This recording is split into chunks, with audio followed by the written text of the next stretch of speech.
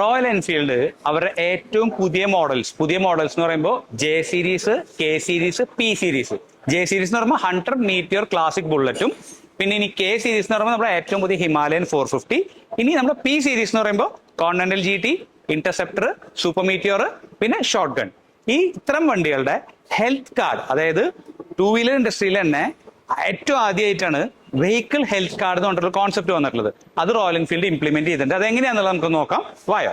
അപ്പോൾ ഇതാണ് ഒരു ഡോങ്കിളാണ്. അത് നമ്മുടെ ECUവിന്റെ ഇതിലേക്ക് കണക്ട് ചെയ്തിട്ട് നിങ്ങളുടെ വെഹിക്കിളിന്റെ ഹെൽത്തിനെ കുറിച്ച് ഡിറ്റക്ട് ചെയ്യാൻ പോവാണ് ഇനി.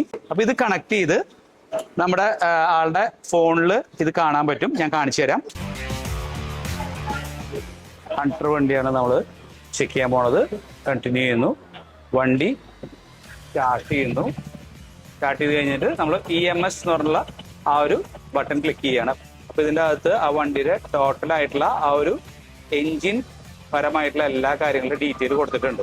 ഈ ഹെൽത്ത് കാർഡിൽ EMS സിസ്റ്റം മാത്രമാണ് ഓട്ടോമേറ്റഡ് ആയിട്ടുള്ളത്. ബാക്കിയുള്ളതൊക്കെ നമ്മൾ മാനുവലി ആണ് ചെയ്യുന്നത്. ചെക്ക് ചെയ്തിട്ട് വേണം ചെയ്യാൻ. ഇതെല്ലാം ചെയ്ത് കഴിഞ്ഞ് കഴിഞ്ഞാൽ നിങ്ങളുടെ വാഹനത്തിന്റെ വെഹിക്കിൾ ഹെൽത്ത് കാർഡ് എന്ന് പറഞ്ഞൊരു പ്രിന്റ് ഔട്ട് നിങ്ങൾക്ക് വേണമെന്നുണ്ടെങ്കിൽ ഡീലർഷിപ്പിൽ ചോദിച്ചു കഴിഞ്ഞാൽ നിങ്ങൾക്ക് അത് കിട്ടും. അപ്പോൾ ഇതൊരു ഇൻഫർമേഷൻ മാത്രം പാസ് ചെയ്തെന്നുള്ളൂ. അപ്പോൾ നിങ്ങളുടെ ആവശ്യത്തിന് ഉപയോഗിക്കാം. അടുത്തൊരു വീഡിയോ കാണുന്നവരെ സ്റ്റേ ട്യൂൺ.